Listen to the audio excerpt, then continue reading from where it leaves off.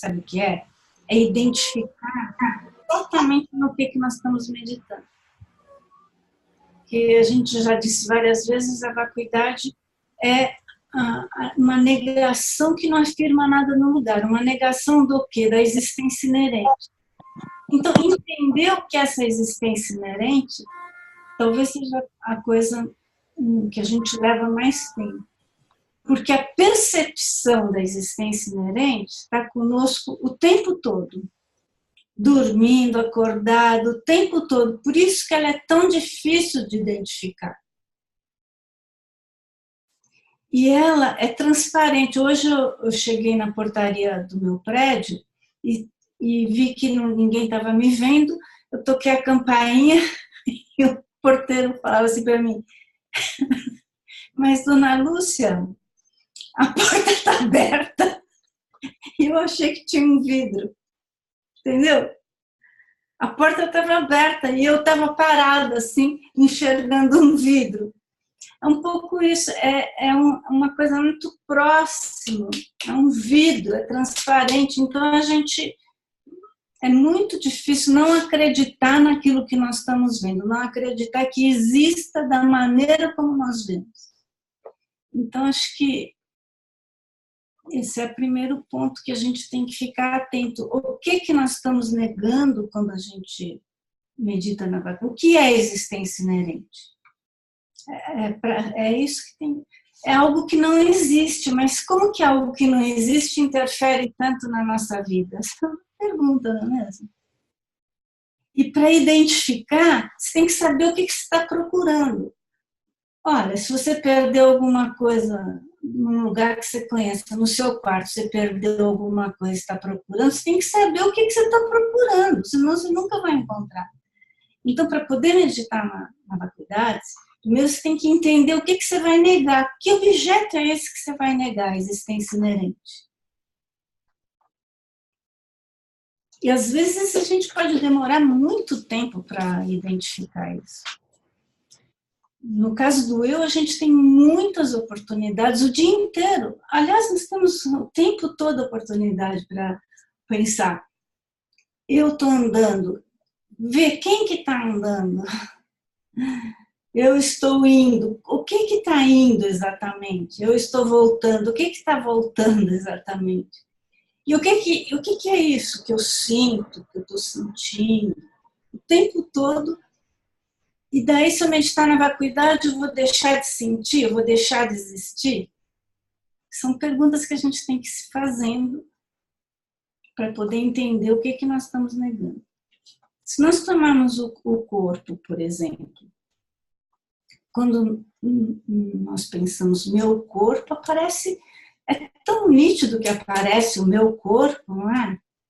Você pode apontar, dizer meu corpo. Só que quando você procura exatamente, você nunca encontra exatamente aquilo que aparece à primeira vista. E é essa uma das características da existência inerente. Se você olha, desaparece. Quando você não procura, aparece. Isso vale para todos os objetos.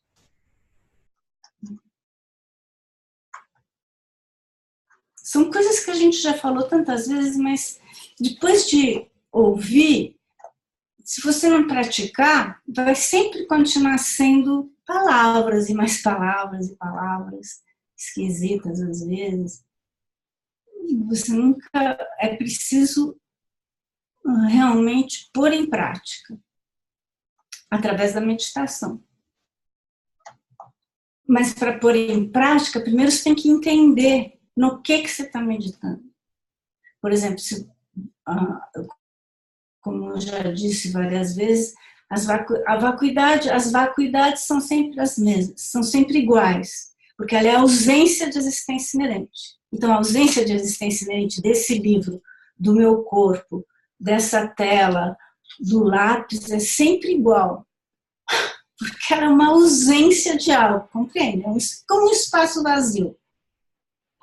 Agora, as características convencionais que me permitem dizer isso é um lápis verde, essas características são diferentes das características que me permitem dizer este é um livro, ou das características que me permitem dizer este é meu corpo. Uma chamada de verdade convencional, porque nós convencionamos acreditar que isso é assim. Chamar de corpo esse conjunto de membros e de partes. Chamar de lápis esse objeto, com esse formato, que serve para escrever. Chamar de livro isso, de papel que a gente pode ler. Nós convencionamos isso. E aparece dessa forma. Então, é uma verdade convencional. A vacuidade é chamada de verdade última porque ela é uma mera ausência, é uma mera negação de algo, a existência inerente. E a existência inerente, então nós estamos negando a existência. A existência inerente, se nós, ela não é algo que não existe, mas se existisse, para a gente poder negar, ela seria alguma coisa que não dependeria de outra para existir. Existir inerentemente é isso, você não depende de nada para existir a não ser de si mesmo. Isso é uma existência inerente. E nada existe dessa maneira. Tudo que existe depende de partes, depende de várias construções, dependem de um nome, depende de uma base para você poder imputar corretamente aquilo, depende de uma mente que apreende aquilo, tudo depende de outras coisas. Não existe nada que seja absolutamente independente de tudo. Então, isso seria uma existência inerente. Então, para o meu corpo existir da maneira como ele aparece, quando eu digo meu corpo, pronto, apareceu meu corpo. Eu não estou pensando... Ele aparece, inclusive, separado de tudo. Eu distingo o meu corpo da minha carteira, do meu lápis, do meu livro. Apareceu o meu corpo. Mas se ele existisse dessa maneira, ele existiria, inclusive, separado das suas partes, porque quando eu falo meu corpo, penso no meu corpo e sinto meu corpo, eu não estou pensando no pé, no fígado, no dedo, eu estou pensando no meu corpo.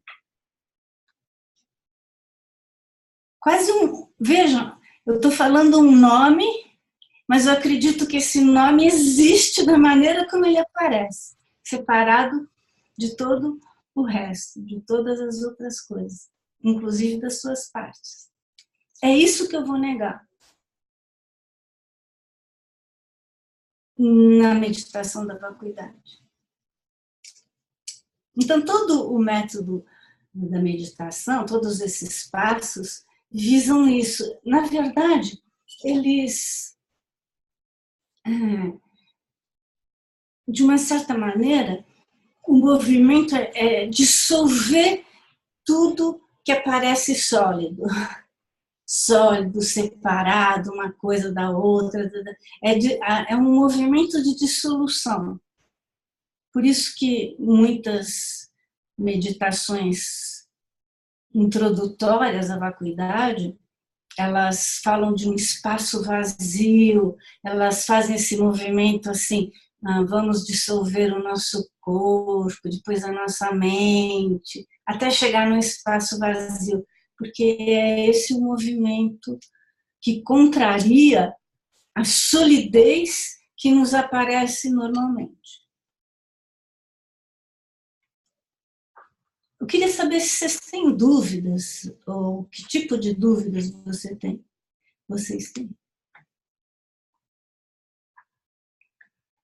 Quando vocês tentam meditar na vacuidade, que tipo de dúvida aparece? Posso falar? Uhum.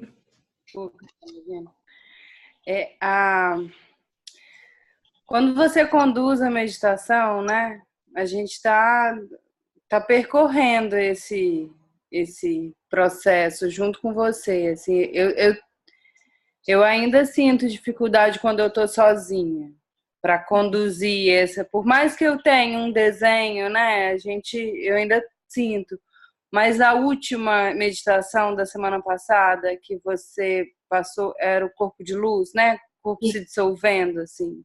Uhum. Essa semana eu consegui fazer muito... Foi muito melhor, assim, no meu processo. Eu consegui aprender, porque não tinha o discurso, eu sentia vivo, pulsando no meu corpo, assim. É outra via, né? É outra... Eu acho que pode E aí ser. a minha pergunta, assim, como conduzir isso sozinha, porque nas questões, né? Essa meditação, quando a gente se coloca a questão, porque é muito fácil de se distrair. Muito. Então, eu acho que essa meditação de falar sobre o vazio do corpo dessa maneira, de dissolver tudo em luz, é muito boa para fazer sozinha no início, para ter essa sensação. Ou aquela da miragem. Meu corpo é como uma miragem. Quando eu me aproximo quando eu me afasto, e ficar pensando nesse processo de miragem a respeito de tudo que a gente vê. Isso é muito bom para ir dissolvendo um pouco, sabe? A nossa solidez. Agora, talvez, por isso que hoje eu introduzi dessa maneira, talvez uma maneira em vez de tentar meditar direto na vacuidade, dando esses passos, embora a gente possa fazer juntos tudo, o corpo não são as suas partes, o corpo não cada uma das partes não é o conjunto das partes, não está separado delas, paradoxo, não está nem nelas, nem separado delas, tá? Em vez de fazer esses passos, talvez seja tentar perceber o que seria um corpo inerentemente existente. Toda vez que a gente sente o nosso corpo, mas o que é o meu corpo? Ou o eu, por exemplo. Eu sinto uma coisa, mas o que é o eu que está sentindo? É o corpo que está sentindo? É a mente? Porque quando a gente fala eu, não é nem o corpo nem a mente. Talvez perceber isso fora da meditação. Sabe? Sim. Eu vou sentar para meditar. Eu vou sentar para meditar. Mas quem vai sentar? É a minha mente? É o meu corpo? Eu! Pronto, já apareceu uma entidade que não é nem o corpo nem a mente, nem separado deles, porque eu não posso dizer eu se não tiver o corpo nem a mente.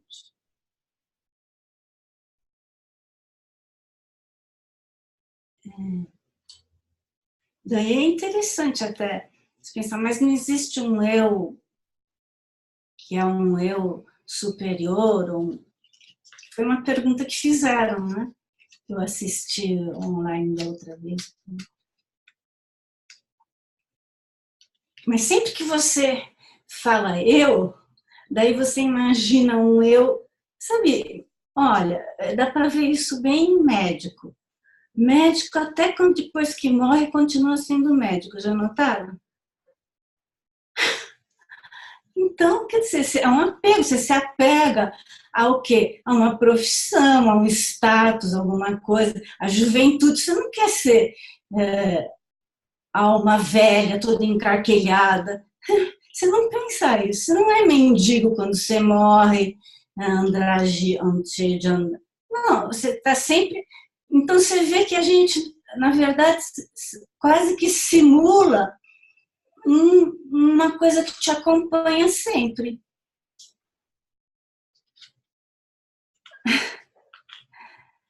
E outra, a gente se perpetua em papéis, né? Você pensa, eu quero sempre ser sua filha. Mas eu não quero ser sua mãe sempre, vamos mudar um pouco? Então, é muito fácil assim perpetuar, mas o eu, na verdade, é um nome. Vamos supor que você acredite que a gente tenha... Vamos supor só, suposição, você acredita que nós temos várias vidas. É outro ponto também que fica uma coisa um pouco estranha. Você tem várias vidas e sempre humanas. Você é sempre humano. E cachorro é sempre cachorro, gato é sempre gato, verme é sempre verme. Por quê? Na verdade, está girando, está girando. E vamos supor que você tenha criado causas e condições para renascer numa forma não humana. Vamos supor que você tenha criado causas e condições e de repente você renasce no útero de uma cachorra. E daí quando você nasce dá aquele primeiro susto, assim, daí você vai se percebendo, de repente você pensa, eu. Claro, não é um pensamento como o nosso, assim, conceitual, mas surge eu. Só que o eu está se referindo a uma coisa diferente do que nós, quando dizemos eu agora. E aos pouquinhos, você vai desenvolvendo o seu corpo de cachorro, você vai se sentir na matilha, cachorro é matilha, sabe? Vai começar a desenvolver comportamentos de matilha, tudo, e tem um eu ali.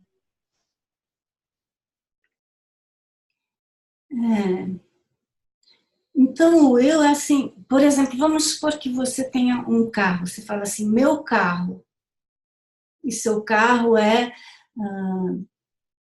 um carro velho de 10 anos atrás. Tudo. Daí você fala, meu carro, meu carro, meu carro. Daí você vai numa loja, compra outro carro. E você vai falar, meu carro, meu carro, meu carro. Só que você está se referindo a uma outra coisa, não é mais aquele carro, é um novo carro. Não sei se eu estou confundindo mais vocês do que esclarecendo. Mas só para a gente perceber que a gente hoje, imputar quer dizer atribuir algo a uma base, né? Imputar quer dizer isso. Nós imputamos eu ao nosso corpo atual e à nossa mente atual. É um nome, nós imputamos eu, e nós aos poucos vamos aprendendo a sentir eu ao nosso corpo atual, à nossa mente atual. Quando o corpo morrer e a mente se dissolver, pode ser que a gente renasça e diga de novo eu, mas a base vai ser completamente outra. Então, eu acho que, assim, para o treino, o mais importante seria, talvez, prestar mais atenção durante o dia. Toda vez que fala eu, fala meu, pensar, mas ao que eu estou me referindo exatamente? Tentar perceber que surge de uma maneira tão sólida. Olha, hoje eu estava andando na rua, fiquei até com um certo mal-estar, assim, porque de repente eu estava andando e muitas pessoas passando por mim, mas eu me senti o centro do mundo mesmo. Porque as pessoas estavam passando. E daí, depois de ver as pessoas, foi uma espécie de uma tontura que eu tive. Depois de ver as pessoas, tinha outras coisas acontecendo, tinha insetos no solo, tinham tantos seres vivos, tinha passarinho, tinha carro passando, tinha gente de vários tipos, mas eu era o centro do mundo. Eu estava indo até tal lugar. Mas, na verdade, estava acontecendo, era um fervilhar de coisas, tudo ao mesmo tempo. Então, é essa ilusão de separação que nós temos o tempo todo. Eu estou separado dos outros. E se eu estou separado dos outros, então o meu ponto de vista prevalece, o meu bem-estar prevalece. Eu estou vendo sempre tudo, mesmo quando eu falo assim, não, eu sou uma pessoa que ajuda os outros. Eu ajudo os outros. Está prevalecendo um eu que ajuda os outros. Como eu sou bonzinho, eu ajudo os outros. É esse tipo de coisa que acho que a gente tem que observar melhor, até para se motivar a meditar na vacuidade. Porque senão a gente chega a um ponto que a gente pensa, por que eu estou meditando nisso? Porque se o eu não existe, se ele é uma mera ilusão, então eu não preciso me preocupar com isso. Não é mesmo? Poderia pensar nisso. Mas ele é uma mera ilusão muito ativa que está o tempo todo nos fazendo, é a base do nosso sofrimento, é esse centro, eu, é a base de tudo que nós... Que se você tiver com... Mas com eu falo abaixar o eu, porque eliminar é muito difícil, sabe? Teria que ter um avanço muito grande na meditação para eliminar o eu e sobreviver, sem ficar louco. Então eu falo baixar, assim, mas quando o eu está bem baixinho, nossa, é impossível você ficar com raiva. É impossível você ficar ofendido, porque ele está tão baixinho, você está tão quase que dissolvido com os outros, você enxerga o ponto de vista dos outros sem tomar partido. É muito interessante essa experiência.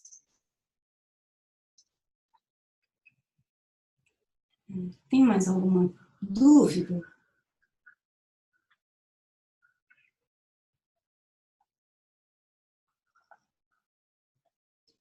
Quando a gente sai da meditação, no corpo, no eu, as coisas continuam aparecendo da mesma maneira. Só que a gente não acredita mais nessa aparência da forma como a gente acreditava antes. E é isso que torna isso que dá uma certa leveza.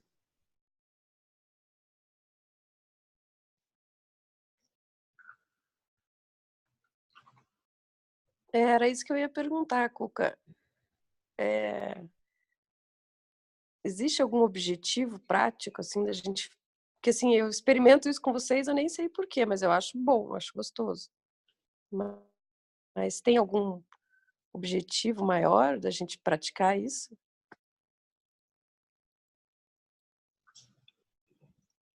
Resultado esperado, sei lá. O objetivo, eu não sei se tem um objetivo, é uma meditação budista, e o objetivo é a gente parar de renascer constantemente nesses estados de sofrimento. O objetivo é atingir a iluminação. Porque no budismo, Buda não é como Jesus ou Deus. Buda é apenas uma possibilidade que todos os seres vivos têm de dissolver completamente essa ignorância que se agarra às coisas como se elas existissem do seu próprio lado, dissolver tudo isso e atingir esse estado de clareza, por isso que chama iluminação. Iluminação é um termo ocidental, mas atingir esse estado de clareza absoluta, onde não tem mais separação entre as coisas. Então, o objetivo final seria isso. Na nossa experiência com esse processo que a gente vem fazendo, e agora continuando com a vacuidade, com o ponto de inflexão, como nós não somos, ou muitos de nós aqui não somos budistas, e esse não é um movimento budista, a vacuidade ela nos traz a experiência de que tudo aquilo que a gente tem desenvolvido e tem entrado em estado de aprendizagem está dentro da gente. Então, a sensação sempre que eu tenho na meditação na vacuidade, com a Cuca guiando e os processos que eu vou fazendo sozinha, é que eu vou abrindo um espaço para algo que já sou eu. Então, não é alguma coisa que eu adquiro de fora. Então, a sensação é que apresenta a si mesmo. E aí, quando você apresenta a si mesmo, na vacuidade, você vai perdendo os limites. Então, um grande paradoxo. Você se apresenta a si mesmo para desaparecer e criar um estado de contenção de muitas possibilidades, que não está limitada a esse eu, como a Cuca fala, esse eu tão presente, tão forte, né? E como a gente está numa fase de um processo, hoje o Fábio até deu um nome para esse processo, a gente está inaugurando uma nova era, qual era, Fábio? Era Fênix, porque a gente não está querendo criar um novo ser humano, porque o ser humano já é o que ele é, mas a gente quer renascer uma outra humanidade. E é renascer uma outra humanidade, quer dizer, é bem paradoxal, né? A gente não está com um objetivo lá na frente, a gente está vindo para um processo de desfazer aquilo que a gente acha que é, mas que não se sustenta, depois da miragem não se sustenta mais. Agora, mesmo para os budistas, a meditação na vacuidade, ela é essencial, porque você percebe, através dessa meditação, que se as coisas não existem da maneira como elas aparecem, e se você, em vez de intervir fora, intervir dentro, você transforma a sua mente e elas passam a aparecer de outra maneira. Então, transforme sua mente, transforme seu mundo. Porque você imagina os efeitos colaterais que isso tem. Eu falei da iluminação porque muitas vezes a gente vai usando esses métodos que são tão, ou esses caminhos que são tão elevados assim, a gente vai usando só para objetivos muito estreitos, né? Se você tomar um banho quente, você também se acalma. Se o objetivo for acalmar a sua mente, toma um banho quente com ervas, assim, que vai fazer um efeito mais imediato. Foi só nesse sentido que eu estou falando, entendeu? É melhor mirar mais longe, porque se você quer uma nova era, então você tem que mirar longe, né? Para atingir. Se você mirar só hoje, amanhã, quer dizer, você fica muito limitado, né? Então, enfim. Entendi, obrigada.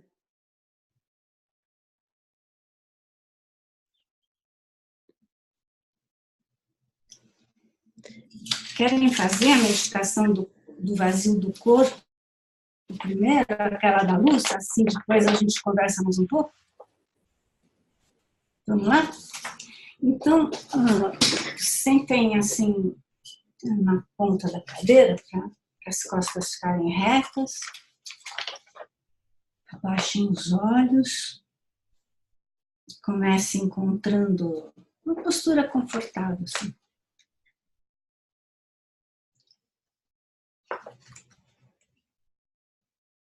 Melhor não ficar deitado, porque para meditar você tem que estar relaxado, mas ao mesmo tempo alerta.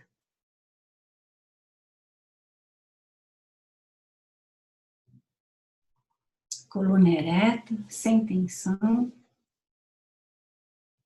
Descanse as mãos sobre o colo, feche parcialmente os olhos.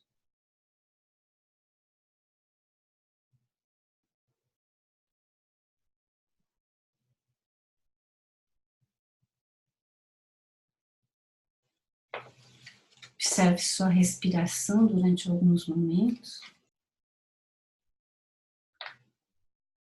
O ar entra e sai pelas suas narinas.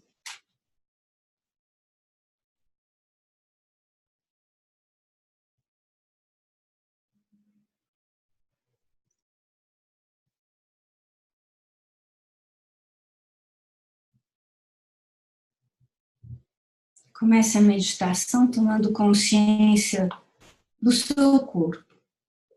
Percorra mentalmente seu corpo do topo da cabeça até a sola dos pés, de dentro para fora.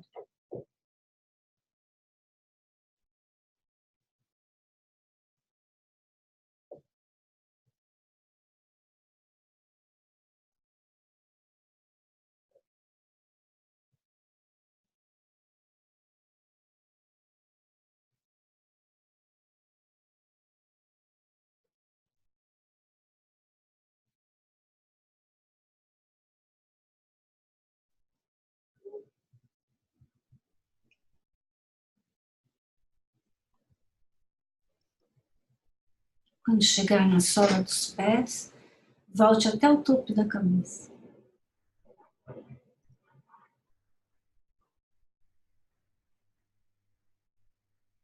até formar uma imagem mental do seu corpo.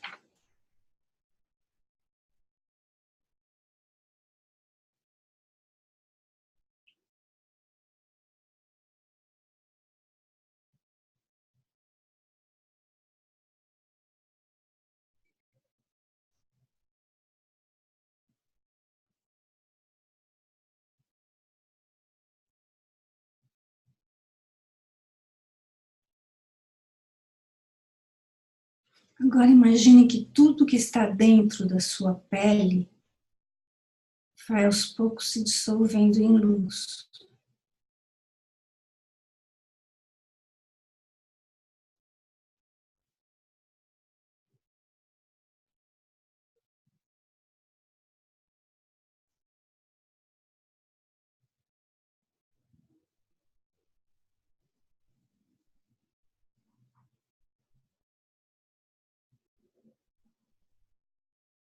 Sua pele é como uma concha oca, repleta de luz.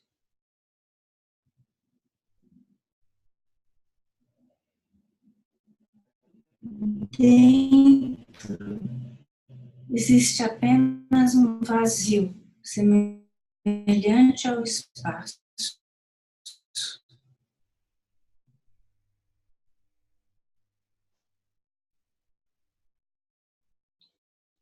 Concentre-se nisso por alguns momentos.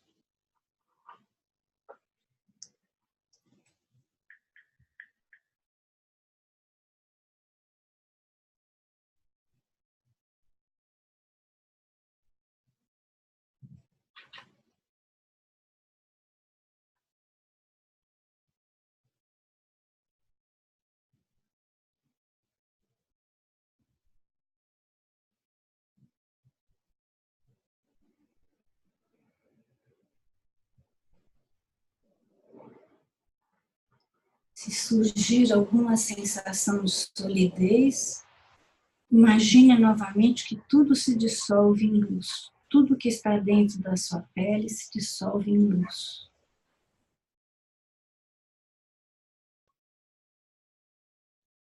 Agora só existe um vazio semelhante ao espaço.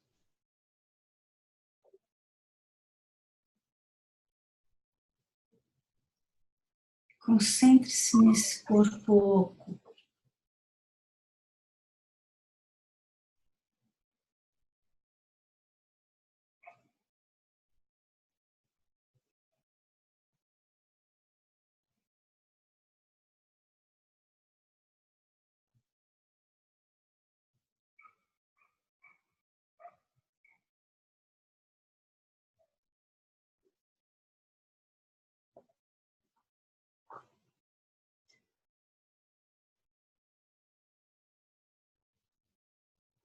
Agora imagine que a sua pele torna-se completamente clara e transparente, sem nenhuma resistência física, como se ela fosse uma miragem.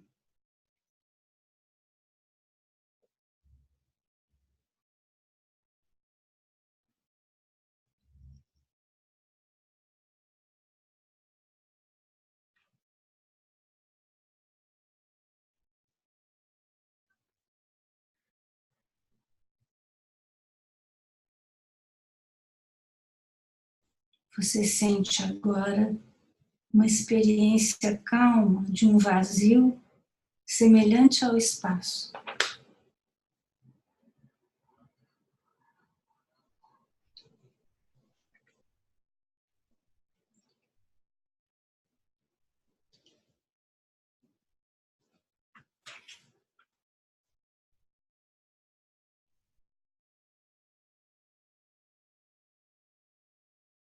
A experiência desse vazio é o seu objeto de meditação.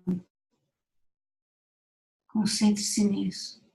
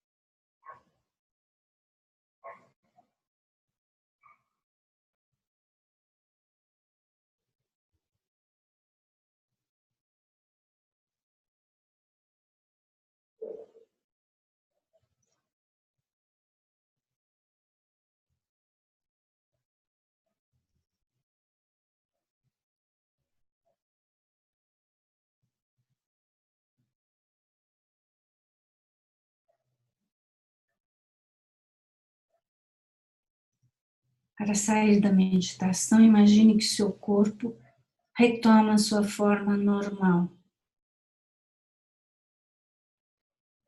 Mas continua leve e sereno.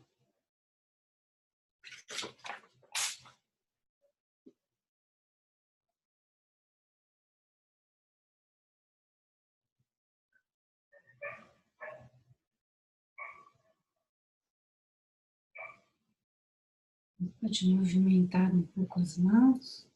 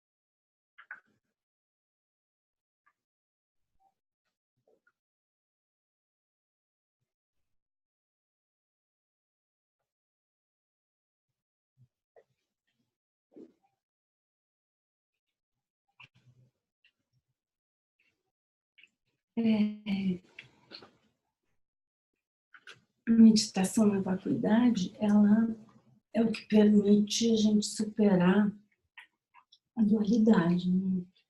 Existem várias maneiras de pensar na dualidade. Você pode pensar no bem, no mal, você pode pensar bonito, feio, você pode pensar em todas essas mentes que são densas, né? Bem claramente duais. Mas existe também a dualidade da aparência, porque quando um objeto aparece na nossa mente, junto com ele aparece essa impressão de que ele existe por si só. Isso é uma forma de dualidade. Na verdade, a vacuidade e todos os fenômenos são a mesma natureza, mas atualmente nós achamos que a natureza de um objeto é a sua existência inerente. Então, naturalmente, aparece ao mesmo tempo. Isso é um tipo de dualidade. Aparece o objeto, nós pensamos que estamos vendo algo completamente separado de nós, da nossa mente, das suas partes, mas nós não estamos vendo isso. É a mente conceitual que está vendo isso. E ela acredita no que ela está vendo, na aparência. Por isso que quando nós vamos procurar, através de uma investigação, nós nunca encontramos esse objeto, da maneira como ele aparece. Como ele aparece? Aparece separado das suas partes, separado da mente, separado do nome. Aparece como algo sólido que existe por si só. Mas ele não existe, nada existe dessa maneira. Percebem? É difícil perceber, porque se tudo aparece para nós o tempo todo dessa forma, como que nós vamos perceber isso? Eu acho pessoalmente assim que observar bebês é maravilhoso para perceber isso, porque o bebê ainda não dá nome, ele não separa, o mundo dele é completamente único. ele nem se separa da mãe no comecinho, ele não tem separação. Não tem eu ainda formado, sabe? Tem já o princípio, mas não tem ainda. Daí você vai vendo aos pouquinhos as descobertas de um bebê, é fascinante. Que ele vai formando imagens das coisas e vai aperfeiçoando essas imagens. Então, por exemplo, no começo, quando ele vê um animal, as pessoas falam cachorro, cachorro, mas na verdade ele não tem ainda uma imagem do que é cachorro. Então ele vê daí um gato, ele acha que é cachorro, ele retém só alguns aspectos do que define cachorro. Mas quando ele formar a imagem de cachorro, ele não vê mais cachorro, ele não vê mais aquilo, ele vê cachorro. A imagem de cachorro se sobrepõe ao objeto que está sendo visto. Pensem sobre isso. Você vê um livro, mas o que faz com que você veja um livro? Você não está vendo um livro, você já está vendo o nome livro que você imputa como livro, que você aprendeu que é livro, não é mais uma visão fresca do livro.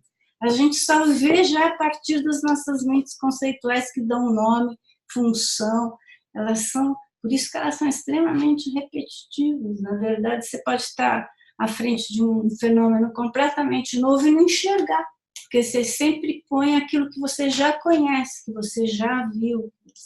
Essas são as mentes conceituais aplicando, que estão conosco o tempo todo, fazendo isso. É muito difícil ver o novo.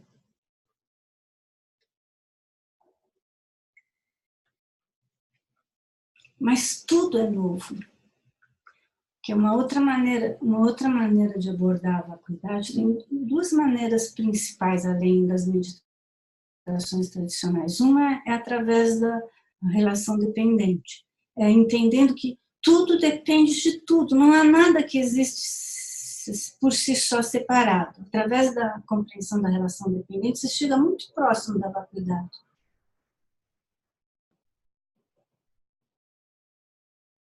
Tudo existe em relação a alguma coisa. Tudo depende de partes, de nomes, de base de imputação. Não existe nada que exista independente de tudo. Isso é uma coisa. A outra maneira de chegar na vacuidade, assim, mais indiretamente, é pensando na impermanência. As coisas estão mudando, momento a momento. Não é? Por exemplo,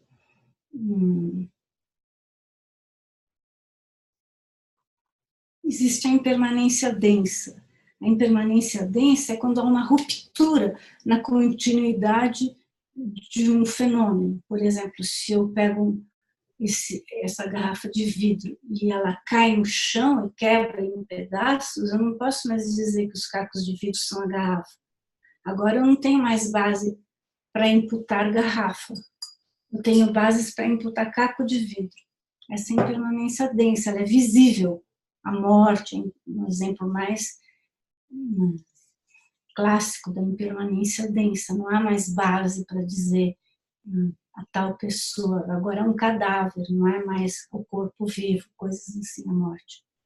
Agora, existe a impermanência sutil. A impermanência sutil, ela está acontecendo segundo a segundo, momento a momento. E ela não é visível para nós a olho nu, mas nós podemos saber que ela está existindo momento a momento. Está mudando momento a momento, tudo que nós vemos é fresco, é novo, só que nós não enxergamos isso, nós enxergamos como se tudo fosse repetição, continuidade. Mas está mudando. A pessoa que começou a falar com vocês não é a mesma que está falando agora. E cada um de vocês que entrou no online já não é mais o mesmo. As células estão mudando. Isso, através da própria ciência hoje, você pode entender perfeitamente. Mas nós temos uma ilusão, não temos, de uma continuidade? Um belo dia você chega na frente do espelho e está cheia de ruga, mas como que surgiu isso? momento a momento, momento a momento. Mas na impermanência sutil, eu continuo tendo uma base para continuar dizendo eu, meu corpo, até a morte. Mas a mudança está ocorrendo. O que eu estou chamando de eu é como aquele carro que eu dei o exemplo. Eu compro um carro novo e continuo falando meu carro. O que eu estou chamando de meu corpo muda, está mudando o tempo todo. Bom, então, aguardo comentários.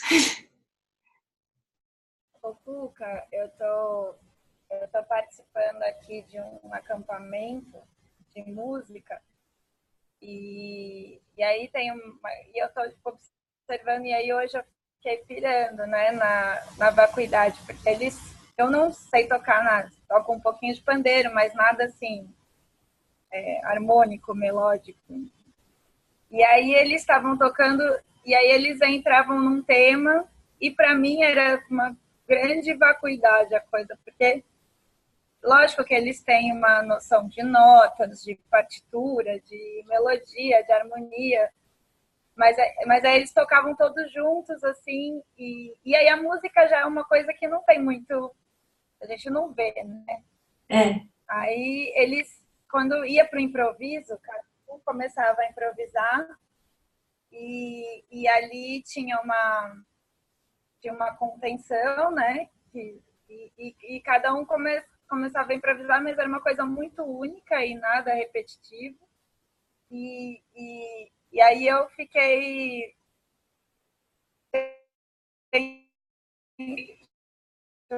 ouvindo e deixando levar, e aí eu achei bem parecida com a meditação da vacuidade, porque você entra naquilo, né? Todo mundo estava conversando a mesma língua,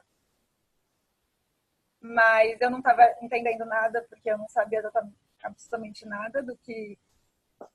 Como se não existisse, mas ao mesmo tempo existia. Uma coisa que todo mundo estava ouvindo e estava sentindo, e estava entrando e passando e saindo. Mas... E é uma relação dependente entre cada pessoa que estava tocando, exatamente, você que estava ouvindo. Sabe que o principal exemplo que Buda dava, um dos principais exemplos que ele dava para ensinar a vacuidade é o som. Então ele fazia assim. Onde veio o som? Para onde foi o som? O som veio dessa mão? O som veio dessa mão? O som veio de onde? Do encontro das mãos? Porque o som, e o som também está ligado à sua audição, não é mesmo? Só pode haver um som se houver alguém ouvindo. Mas de onde vem o som? Ó, o conjunto de coisas que formam o som, daí ele fazia assim. Então, o som é um dos principais exemplos para entender esse paradoxo da vacuidade.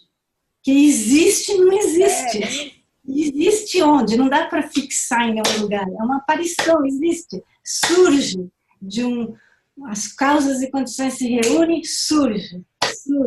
Bonito, não é? E aí o professor hoje estava falando assim, que quando um estava improvisando, os outros a gente tinha que ouvir o solo, né? Para ir junto e ir dando uma base para quem está solando. Assim, porque ele vai indicar um caminho e os outros têm que ir junto. Só que você não faz ideia o que o outro vai fazer, porque nem ele sabe o que vai fazer.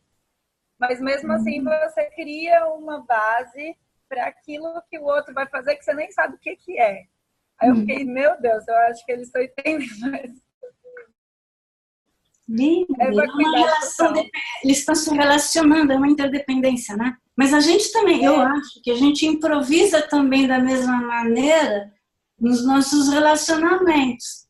Então alguém te xinga, é como se desse uma nota e você vai lá, engancha e... Sabe? Na verdade, a gente está o tempo todo tocando juntos. Só que quando você se afinou, daí sai aquela música maravilhosa, mas pode sair só xingo, só atrito, né? Mas a gente está sempre em relação as mesmas coisas.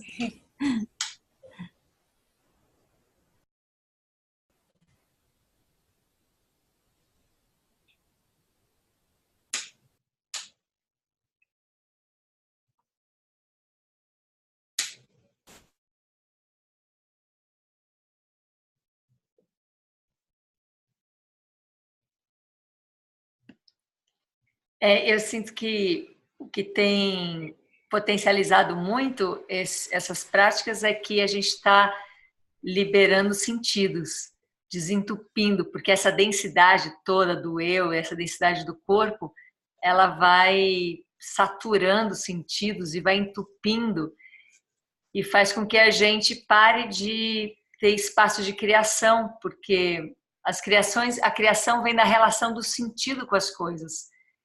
E quando está tudo entupido, a gente acaba usando aquilo que a gente tem também fixo, também denso, que é chamado de conhecimento, direitos, através da reclamação, através da contestação.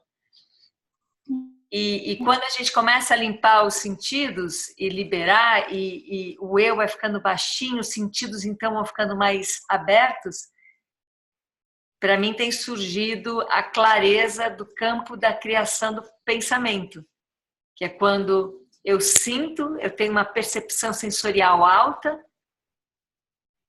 e isto em relação gera um pensamento. E aí a fala sai de uma criação, ou a escrita sai de uma criação que é de uma experiência, e não de uma representação de algo densificado em nós. Que, aliás, quem quiser, amanhã de manhã às 9, a gente vai desenvolver isso. Aproveitar que a gente teve essa experiência hoje, vai ficar fresca, para amanhã a gente criar campo de criação de pensamento, gerar esse campo de criação de pensamento que é através dos sentidos. E para isso o eu tem que estar muito dissolvido, porque o eu, para ele existir, ele precisa manter alguma coisa que já é fixa, né? Alguma coisa que dê referência. E aí você tem menos espaço para criação.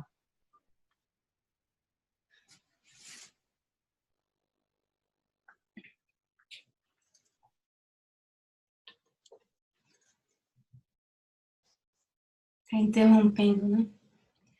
Está interrompendo, assim. Tá muito vento aqui, mas é isso, vamos seguindo. Mas deu para ouvir, deu para entender a proposta de amanhã?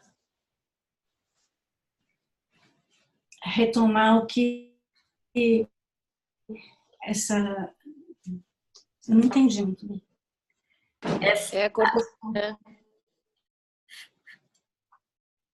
Não entendi, Cláudia. Não, eu disse que cortou enquanto você estava falando, não deu para captar tudo que vai ser feito amanhã. Tá, então vou falar de novo, ver se dá para acompanhar.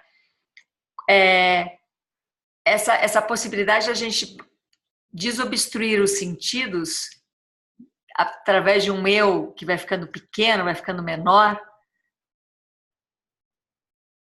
abre espaço para todo o nosso campo sensorial. E a relação dos nossos sentidos com qualquer coisa é um campo de criação de pensamento. Então, quando eu estou com sentidos desobstruídos e ativos, e eu entro em relação com qualquer coisa que seja, eu crio um pensamento.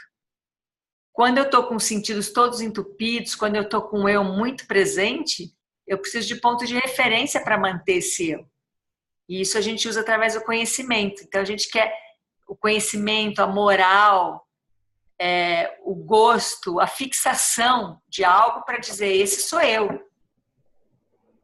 Então, a gente abre os sentidos para que eu não precise manter nada fixo de referência, porque o eu não precisa se manter, fixo numa referência. Deu para entender?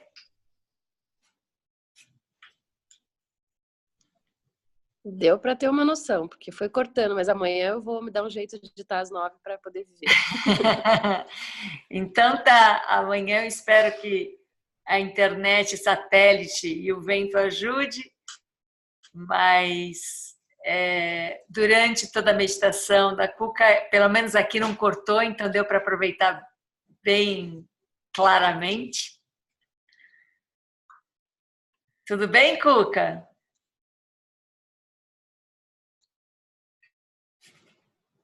Tá, tudo bem. Então, podemos finalizar hoje? Alguém quer trazer mais alguma coisa para a Cuca?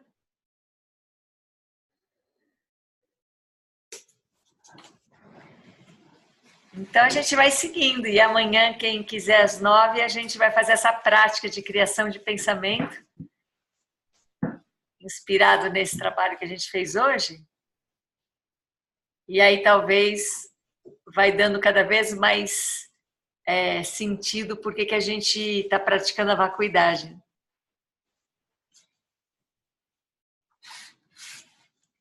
Então, muito boa noite para todo mundo.